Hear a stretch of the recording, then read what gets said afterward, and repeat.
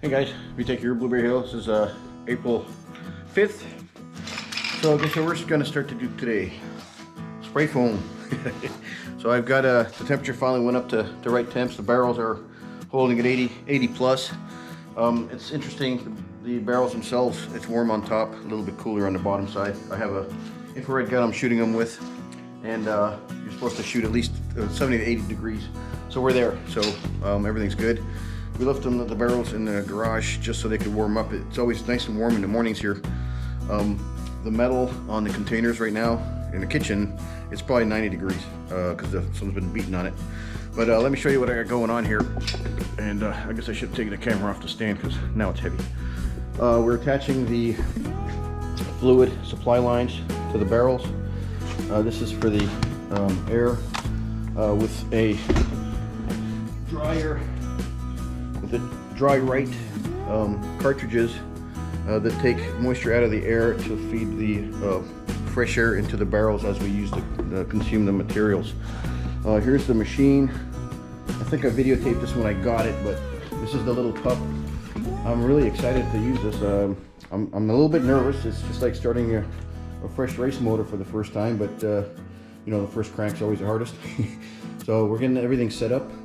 I believe I have 200 foot of line, so we're getting everything kind of ready. You can see it all snaked out here. It might be 100 foot, I can't remember what it is. The containers are 40 feet, so this is probably double that. It might be 100 feet total. But anyway, plenty to keep this machine kind of sitting still and me just walking around the house and spray foaming as much as I can. The barrels are heavy, so if I get to move the barrels through the house, I'll probably end up doing letting it go about halfway down so we could actually move them around. But anyway, here I'm going to show you guys how to undo the tops and put on the supply lines. So here I switched over to time lapse just to speed things up a little bit. I'm going to show you how to undo the plugs on the barrels. They have special tools for this. I don't have them, so I pop the little caps off, and then I use a screwdriver and some pliers to get the plugs out. So you basically unscrew them, and then you screw in these adapter hoses, and then you attach the air supply line on there. The attachments I got for the air supply had a big bung on it, which I had to take off. You'll see that in a few seconds. I think they sell it as a kit. They don't really give you an option. Well, I guess it's an option because you can unscrew the big one from the little one and then put the little one into the barrel. So it works fine. I didn't use actually Teflon. I had a Teflon for gas, so I used it. That little yellow roll you see right there, that's for propane gas and other things similar, which I use on the threads. So here I'm taking off the big adapter from the kit I bought from Dry Right. I got this from Dry Right. It's like 30 bucks for each one of these, and I think the cartridges are around 15 bucks a hit. So I think all in all, let's see, two of the cartridges and one adapter is about 75 bucks from what I remember.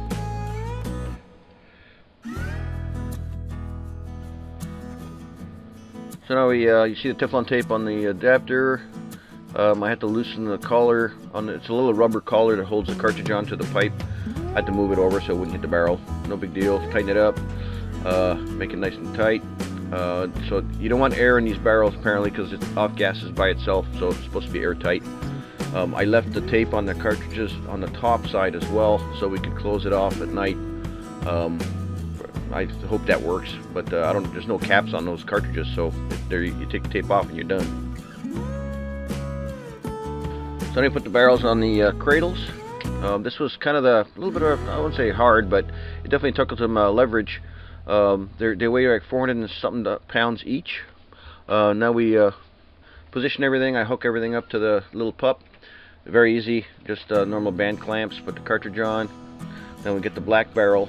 This was a little of a cheaper cradle, so we bent the handle pretty quick, and she had to help me so it wouldn't bend more. Once they were on the cradle, they rolled around pretty good. I was surprised at that actually. Didn't take hardly any effort. And you see us attaching all the things. Put power on, air, and we're pretty much ready to roll.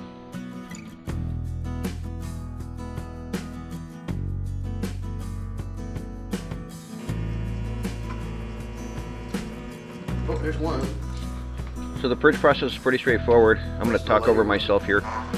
Basically, the agent A and B are different viscosity, so one came out before the other. The A side, I believe, came out first, and then the B side. Yeah, there was surprised me there. But once the one came out, I closed the valve on the gun, and then I opened the other one until they both came out in a nice steady stream.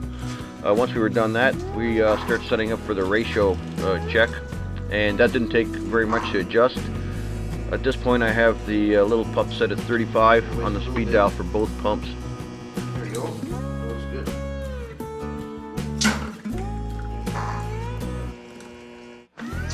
All right. So, little, we do this. Put these together. Let's see if we have an equal ratio.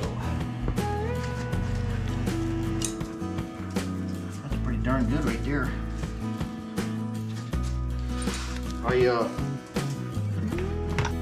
So here's the final checkout for the ratio. A bit of a dirty cup, no big deal. It came out pretty nice. I think I got 2 clean cans, cups after this. The unfortunate part, I thought I had the camera on and I didn't. Go figure. It seems to happen time. But this is almost perfect.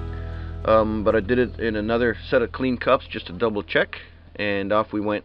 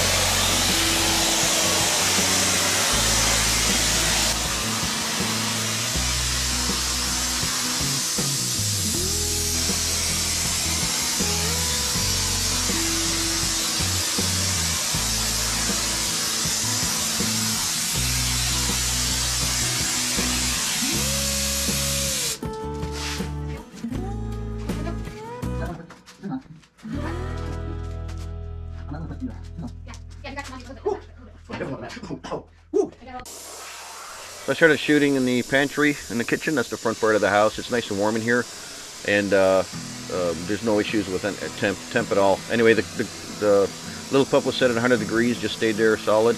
I learned a few things just spraying out these 2 walls, which I'll just comment on and you know, live and learn. This is my first time using it, of course. The spraying actually went quite well. You notice the production rate's a little bit low right now, and I wondered why. So it was going pretty slow, and figured out that the switch on the air compressor that I thought was an on and off switch, it's a magnetized on and off switch. It actually didn't restart the compressor, so I was losing pressure without knowing it. I figured that out a little while after this, and then the production rate went back up. I will be putting a better switch on that, a real on-off switch. I'm not sure why this one behaved that way, but anyway, I sped up the video here just so you guys don't see me doing you know, 20 minutes of spraying, but it went fairly quick, quite easy. I was learning how much I could put on there, but the flow rate, like I said, with the air compressor being off at this point, I don't think I had the right flow rate anyway. Once we figured that out, it went back to normal and we were rolling. So I'm just from this one wall of experience, I definitely left the gun too long a few times, just walking away, playing with the compressor or whatever I was doing. And the tip plugged up on me one time. I had to drill it out with the 1/8 inch drill bit. The foam gets hard, you know, it reacts, and then it's done. So it just takes a few seconds for it to harden up and become solid, and it sure did in the gun. What I've learned is every time I stop, I actually purge it with solvent and then purge it with air, and then maybe hit the solvent again just to leave something in there. And that's been working pretty good. The one time that it hardened up on me, it took me 5-10 minutes to clean out the tip. And the tip, I'll show you that later. It's got a brass connector that puts two little plastic pieces together where the mixing is done for the foam, and then it shoots out the tip. But anyway, I believe I had the flow rate fixed on this section of wall because I noticed the compressor was off. The bad part, it was constantly switching once it pumped up. It's a big tank, it's an 80-gallon tank, so I can spray for quite a while before it drops off to a non-good level. But you can tell. So anyway, I have to fix that switch. I ordered another one, a real on and off switch. I'll show you that later as well. So a minor little incident. This line right here, it kept popping out, popping air. I reconnected it, now it just bleeds air. So I called Danny at Mixsyn, and they're sending out a whole new set. Meanwhile, my gun looks used, considerably used. I have what's called the night tip on there. I actually opened this up a little bit and let solvent bleed through it, just to fill the gun up with solvent. Yeah, it's fairly straightforward to use. It's actually not a big brain tease, but this valve here, turn it this way, solvent comes out of the gun. Turn it this way, air pressure, which helps squirt the foam out. These are the shut-off valves for the actual foam parts, and they told me I could leave it in there in the hoses for a couple, 3 days. So I don't have a choice right now. I'm not going to bleed the lines, since you can see how long my lines are. I got extra hose just so I could actually move around the whole house, or half the house, without moving the equipment, even though the equipment's portable. So everything's going pretty good. Oh, you saw me doing the pantry.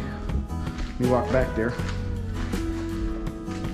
So it works really simply. I still have to hit a couple of spots back there. I saw some sunlight. I didn't get in there, so I'll have to hit that harder. In the top corners right there. This is, believe it or not, almost 2 inches thick already, because the 2x were away from the wall, so we don't have to put 3 inches or nothing. It's an inch to 2 inches is all that's really required. It already feels good in here, and ceiling wasn't too bad. I thought it was going to be a little harder. I might hit it once I get the gun fixed up again. I'll hit it. I'm supposed to get the parts in 2 days, so I think I'm done for that. Angie put film on the windows, so I don't have to worry about it. And basically, you saw my technique. I was basically squirting behind the 2x first, and you see how far the 2x is from the wall. Sometimes it's 2 inches right there. So once I get foam near the 2x, I quit. Then of course it's coagulated, so you don't need crazy amount of foam, I don't think. But it didn't. It was going really well up until the hose popped, and then that was the end of that. I couldn't get it to seal up again, so we'll have to wait. It is what it is. Can't cry over spilt milk. I'll be doing more skirting around the backside of the house tomorrow. Nothing big. It's supposed to drop in temp tomorrow anyway, a little bit, but not a big deal. The stuff heats up to 100 degrees just fine. Squirts out just fine. It's solid as a rock. Here's my first test hit with it in the garage. Awesome stuff. I do have to scrape a little bit. Let's just, oh my god, that's can't even get it off. So we'll be cutting that, cleaning that off, but it is what it is. It worked pretty good. I do like the machine. Didn't like the failure, but it's a minor process. And then let me show you what's going on with my big compressor. So it's working really good. The bad part is, this is a magnetized on-off switch. Once I hit it, it works. Once it shuts off, it turns itself off. So It's kind of a not an on and off switch that I was hoping. It's supposed to be an on switch, off switch, but it's behaving like as soon as the power, as the compressor turns off, the magnetization goes away. So I'm not sure what I'm going to do with that.